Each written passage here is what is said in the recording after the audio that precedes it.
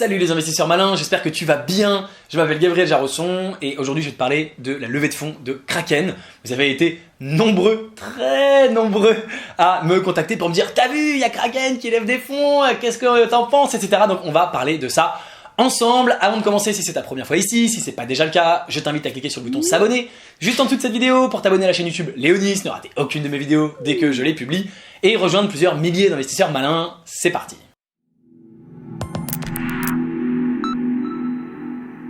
Donc voilà, c'était la semaine dernière, j'étais au Canada et j'ai reçu, mais je te jure, une pluie de messages, tous sur le même sujet, la levée de fonds de Kraken. Kraken lève des fonds sur un site qui s'appelle banktothefuture.com, que je connais d'ailleurs, j'y avais déjà investi, et ils ont été très malins, ils ont envoyé un email à tout le monde en disant « Venez investir chez Kraken ». Seul petit problème, la levée de fonds se fait sur une valorisation de 4 milliards de dollars. Donc juste une valorisation extraordinaire. Et donc, eh bien, est-ce que c'est intéressant d'investir ou pas? On va regarder ça ensemble. Alors Kraken, je ne te le présente plus, c'est l'un des leaders de la crypto-monnaie en plateforme d'exchange. C'est, je crois, le troisième plus gros. On a Coinbase qui est le plus gros en termes de volume et qui est le plus gros en termes d'assets, pardon, et Binance qui est le plus gros en termes de volume. Ça change, mais au quotidien, mais dans l'ensemble, c'est ça. Et Kraken est vraiment juste après, parmi les grands leaders mondiaux. Ils sont basés à San Francisco, c'est une boîte qui existe depuis très longtemps, depuis le début de la crypto-monnaie. Ils ont levé un certain nombre de fois des fonds déjà, et maintenant, ils permettent de lever des fonds, ils permettent à n'importe qui d'investir sur la plateforme à partir de 1000 $. Alors, quels sont les arguments en faveur, quels sont les arguments en défaveur? Avant de commencer, je voudrais te raconter une petite histoire. Moi, j'ai investi dans un exchange de crypto-monnaie, je t'en ai peut-être déjà parlé, qui s'appelle Bitstamp. C'est le leader européen, ils sont basés au Luxembourg, et j'ai investi sur une valo à 50 millions d'euros, ce qui à l'époque paraissait énorme. Il y a beaucoup de gens qui m'ont dit « Mais pourquoi tu investis sur cette valo? 50 millions d'euros, c'est beaucoup trop élevé !» Évidemment, la suite de l'histoire, tu la connais, parce que j'en ai déjà parlé plusieurs fois. Bitstamp s'est fait racheter pour 250 millions d'euros seulement 2 ans plus tard, et donc j'ai multiplié mon argent par 5. Et c'est une plateforme qui fait exactement la même chose que ce que fait Kraken. C'est une plateforme qui est un exchange et qui gagne bien sûr de l'argent en prenant une commission. Donc évidemment, dans cette discussion, moi dans un premier temps, j'ai été tenté. Je me suis dit, tiens, il faut évidemment le refaire puisque voilà, c'est ce genre d'opération. Mais n'oublie pas quelque chose d'extrêmement important. C'est que, bien sûr, la boîte, pour faire un profit, il faut qu'elle soit rachetée plus cher. Et donc, 4 milliards, c'est déjà une valo énormissime. Pour que la boîte soit rachetée, si tu veux faire, par exemple, x10 sur ton argent, eh bien, il faut que la boîte soit rachetée 40 milliards, de 4 à 40. Donc, est-ce qu'une boîte comme ça peut valoir 40 milliards ou pas? Eh bien, écoute, bien sûr, c'est possible. Coinbase, dans son dernier round de levée de fonds, était valorisé beaucoup plus que 4 milliards, et donc il y a des potentiels encore supérieurs de valorisation. Et puis, bien sûr, on peut le comparer avec les banques. Alors, j'ai trouvé quelques chiffres, là, je me suis amusé. La Société Générale, la banque, vaut 18 milliards. Donc tu vois, Kraken, c'est une valo à 4. Donc Kraken prétend avoir la même valeur que un cinquième, pardon, enfin entre un quart et un cinquième d'ailleurs, de la Société Générale. Alors que bien sûr, la Société Générale est quand même beaucoup plus gros comme société, beaucoup plus énorme. Mais il faut comparer ça bien sûr avec le résultat. La Société Générale, c'est 1 milliard d'euros de résultat. Et donc, ils valent 18 fois leurs bénéfices. 1 milliard de bénéfices, 18 milliards de valo, ils valent 18 fois les bénéfices. Tu le sais sûrement, on prend en compte la valeur d'une boîte par rapport à ses bénéfices. Alors, Kraken, ils ont réalisé 85 milliards de dollars de trading en 2018, donc je sais pas si t'imagines, 85 milliards de dollars de volume, c'est quand même énorme.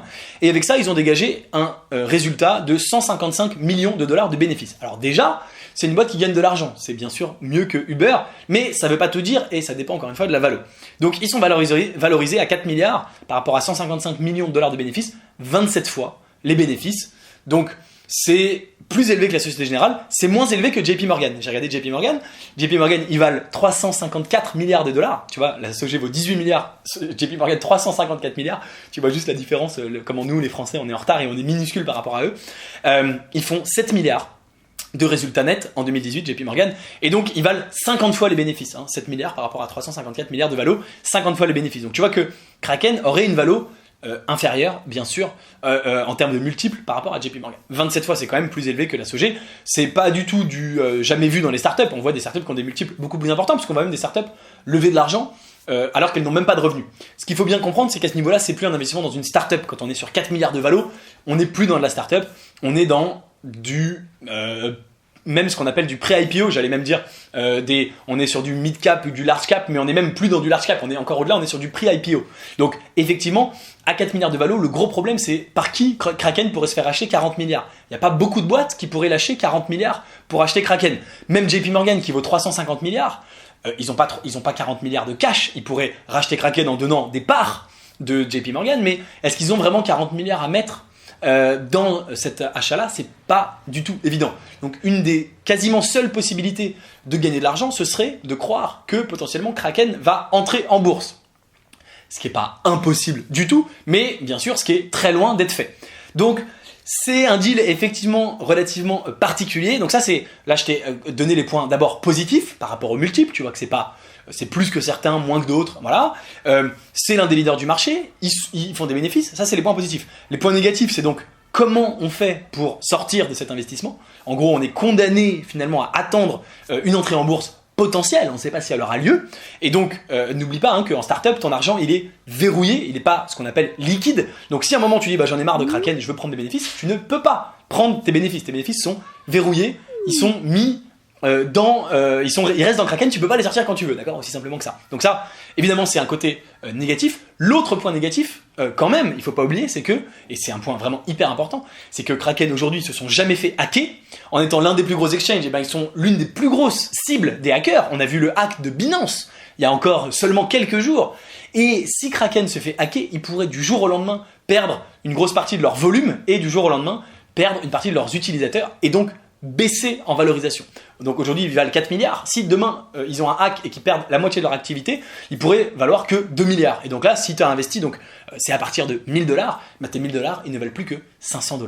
Donc ça, c'est bien sûr le risque absolu. Il n'y a pas beaucoup de startups dans lesquelles on investit qui ont un tel risque opérationnel, puisque, encore une fois, le risque de hacking concerne vraiment, quasiment uniquement les exchanges de crypto-monnaies. Quand tu investis dans une startup, je sais pas, si tu investis dans Uber, pour reprendre l'exemple, il n'y a pas beaucoup de risques que Uber se fasse hacker et que tous les utilisateurs de Uber disent j'arrête parce que c'est pas assez sécurisé. D'ailleurs, même si Uber se faisait hacker, la plupart des gens diraient je change mon mot de passe mais je vais continuer à utiliser Uber. Le principe d'un exchange, c'est qu'il faut qu'il soit le plus sécurisé possible et donc évidemment s'il se fait hacker, c'est un petit peu embêtant. Donc ça, c'est bien sûr pour les côtés négatifs. Voilà donc pour la présentation de Kraken, de la levée de fonds. Donc c'est en ce moment en cours sur le site Bank to the Future. Si tu veux savoir si j'investis ou pas à titre perso dans Kraken, eh bien je te donne rendez-vous dans l'un de mes clubs privés. Donc il s'agit d'un investissement startup, donc je donnerai la réponse aux membres de mes clubs startup. Et puis il s'agit bien sûr d'un investissement qui concerne quand même la crypto-monnaie, donc je donnerai également la réponse aux membres de mon club startup. J'expliquerai pourquoi je décide d'investir ou pas et quelles en sont les raisons. Et voilà, donc si tu veux savoir, bien sûr, si ça te titille, tu peux tout à fait rejoindre n'importe lequel de ces clubs. Le lien est dans la description juste en dessous. Tu es bien sûr le bienvenu pour connaître l'ensemble de mes investissements, bien au-delà de Kraken, que je le fasse ou non, connaître l'ensemble des investissements que je fais au quotidien. Donc il y a le club startup, le club crypto, c'est deux choses différentes. Tu trouveras quelles sont les différences, évidemment, si tu me découvres. Si tu me découvres avec cette vidéo par ailleurs, évidemment, n'oublie pas de t'abonner à la chaîne YouTube Léonis. Si cette vidéo t'a plu, merci d'avoir regardé jusqu'au bout. Aime-la, partage-la avec quelqu'un qui hésite à investir dans Kraken pour lui démontrer les arguments pour et les arguments contre. Et puis, je crois que c'est tout. Ah oui, surtout donne-moi ton avis en description. Qu'est-ce que tu penses de Kraken? Est-ce que tu vas investir ou pas? Si tu veux nous le dire, c'est avec plaisir. En tout cas, qu'est-ce que tu penses des risques et qu'est-ce que tu penses du potentiel? Dis-nous ça en commentaire juste en dessous. Moi, je te dis à très bientôt pour une prochaine vidéo. En attendant une autre vidéo de moi, tu peux regarder une autre vidéo. En attendant la prochaine qui va sortir demain, tu peux regarder une autre vidéo sur l'écran qui va apparaître juste après. Ciao!